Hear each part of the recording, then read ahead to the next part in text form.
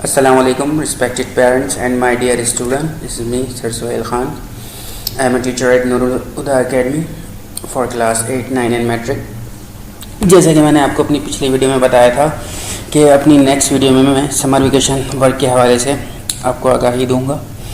تو یہ جو سمر ویکیشن ورک ہم نے تیار کیا ہے یہ کلاس 8 کے لیے ہے، جیسا کہ آپ کی اسکرین پر یہ نظر آ رہا ہوگا.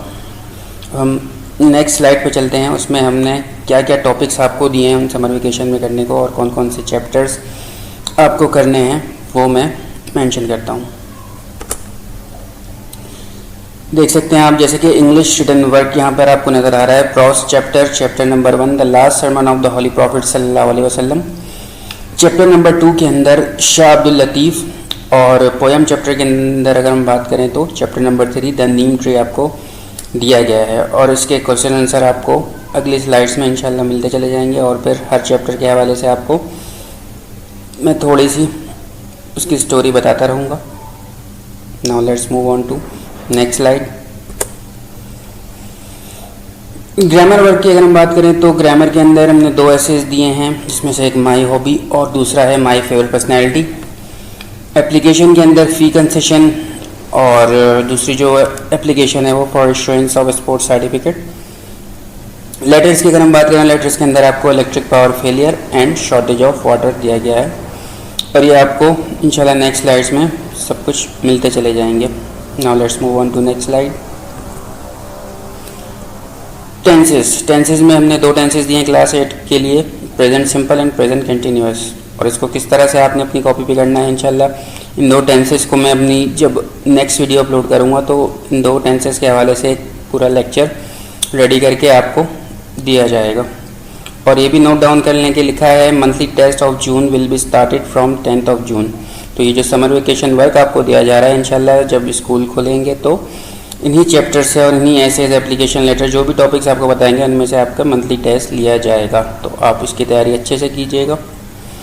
ہم چلتے ہیں اپنے فرسٹ چیپٹر کی طرف نیکسٹ سلائڈ پہ.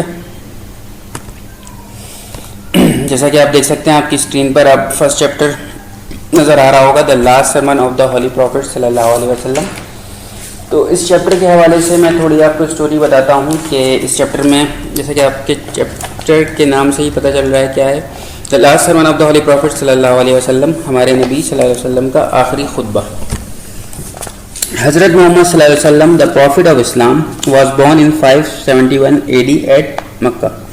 ہمارے پیارے نبی حضرت محمد صلی اللہ علیہ وسلم جو اسلام کے پیغمبر ہیں وہ مکہ مکرمہ میں 571 اس میں پیدا ہوئے. He belong to the noble family of Quraish, ان کا تعلق قریش کے ایک اعلیٰ خاندان سے تھا. The Quraish use to worship idols and did not believe in one god. قریش کا اس وقت کیا وہ تھا کہ وہ بتوں کی عبادت کیا کرتے تھے اور ایک اللہ پر یقین نہیں رکھتے تھے. They were suffering from many social and moral evils, وہ بہت سی سماجی برائیوں میں مبتلا تھے.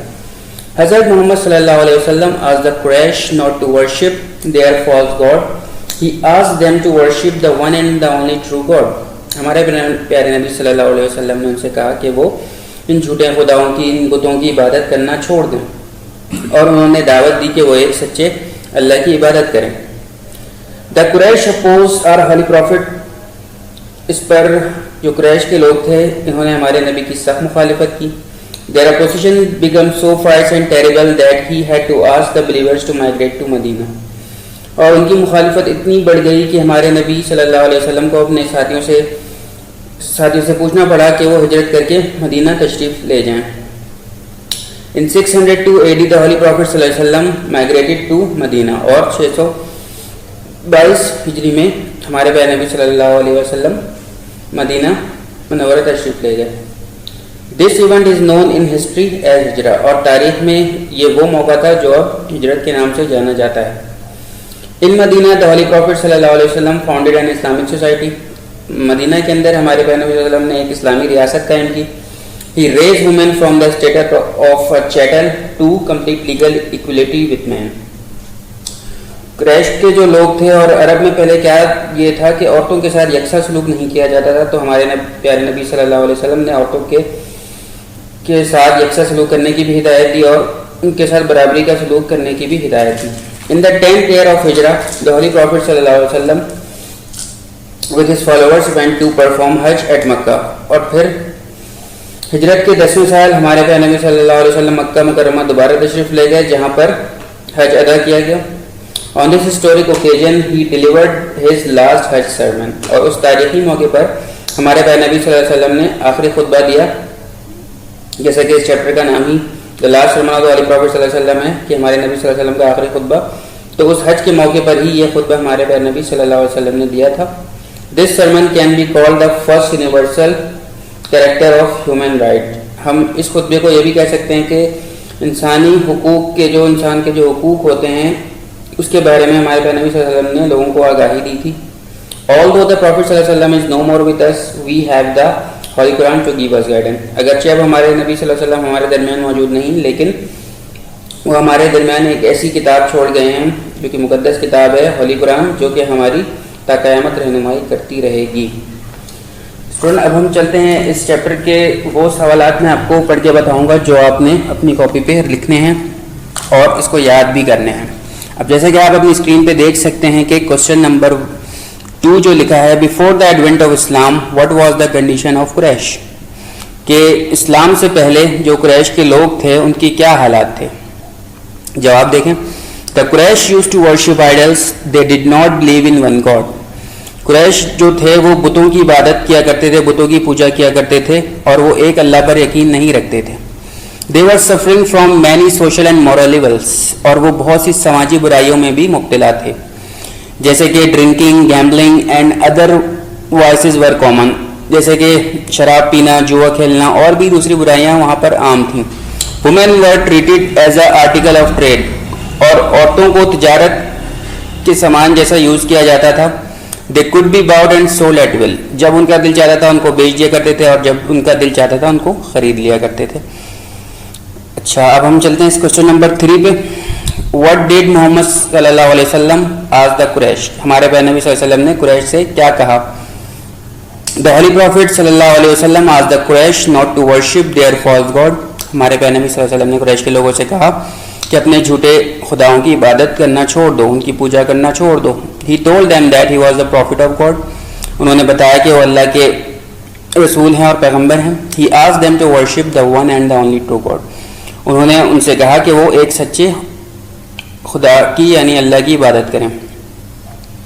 کوشچن نمبر 4 کی جانب چلتے ہیں, اور یاد رہے جو کوشچن میں پڑھ کے بتا رہا ہوں آپ نے وہی اپنی کاپی پہ لکھنا ہے اور اسے یاد بھی کرنا ہے.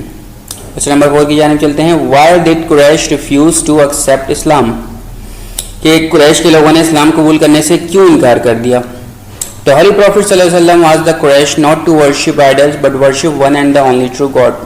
ہمارے پیارے نبی صلی اللہ علیہ وسلم نے قریش کے لوگوں سے کہا کہ وہ بتوں کی پوجا نہ کریں بلکہ ایک سچے اللہ کی عبادت کریں. Most of them refused to accept Islam. ان میں سے بیشتر لوگوں نے جو قریش کے لوگ تھے انہوں نے اسلام قبول کرنے سے انکار کر دیا. کیوں انکار کیا؟ They thought that by preaching Islam he was against their gods and their ancestors. ان کا یہ خیال تھا, ان کا یہ سوچنا تھا کہ اگر ہم نے اسلام قبول کر لیا تو ہم اپنے باپ داداؤں کے جو دین ہیں, جو جیسے کہ وہ بتوں کی پوجا کیا کرتے تھے, ہم اس سے بے دین ہو جائیں گے. کوشچن نمبر 5 پہ چلتے ہیں. دیکھیں لکھا ہے What do you understand by ہجرہ, when did it take place. ہجرت سے کیا مراد ہے اور یہ کب ہوئی تھی. When the Holy Prophet صلی اللہ علیہ وسلم migrated from Makkah to Medina, this event is called ہجرہ. جب ہمارے پیارے نبی صلی اللہ علیہ وسلم مکہ سے مدینہ ہجرت کر کے چلے گئے تھے, کیونکہ قریش کے لوگ انہیں بہت پریشان کر رہے تھے, ان کی تکلیفیں ایسے زیادہ بڑھ گئی تھیں, تو تب ہمارے پیارے نبی صلی اللہ علیہ وسلم نے مکہ سے مدینہ ہجرت فرمائی تھی. The people of Makkah opposed حضرت محمد صلی اللہ علیہ وسلم and his followers. جو مکہ کے لوگ تھے اس وقت انہوں نے ہمارے پیارے نبی صلی اللہ علیہ وسلم اور ان کے ساتھیوں کو بہت تکلیفیں پہنچائی. Their opposition became so fierce and terrible that حضرت محمد صلی اللہ علیہ وسلم asked the followers to migrate to Medina. جب ان کی مخالفت حد سے زیادہ بڑھ گئی تو ہمارے پیارے نبی صلی اللہ علیہ وسلم کو مجبوراً اپنے ساتھیوں سے مدینہ ہجرت کرنے کے لیے پوچھنا پڑا. This migration took place in 622 AD. اور یہ جو ہجرت کا جو موقع تھا یہ 622 اس میں ہجرت میں ہجری میں موقع آیا تھا. اب ہم کوشچن نمبر 6 کی بات کریں تو 6 نہیں کرنا ہے آپ کو, ہم نیکسٹ سلائڈ پہ چلتے ہیں. क्वेश्चन नंबर 8 पे चलते हैं। क्वेश्चन नंबर 8 देखें, लिखा है what are 3 principles of Islam. इस्लाम के 3 बुनियादी उसूल क्या हैं। After the migration from Mecca the holy prophet piece B upon him founded an Islamic society in Medina. जब हमारे नबी सल्लल्लाहु अलैहि वसल्लम मक्का से मदीना हिजरत करके चले गए थे तो वहाँ मदीना के अंदर इस्लामी रियासत कायम की थी जो कि 3 इस्लामी उसूलों पर मुश्तमिल थी।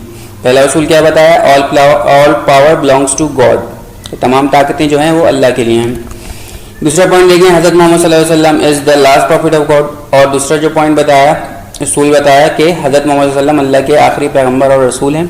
और तीसरा पॉइंट क्या उन्होंने बताया कि all the Muslims are brothers to one another, तमाम मुसलमान आपस में भाई भाई हैं।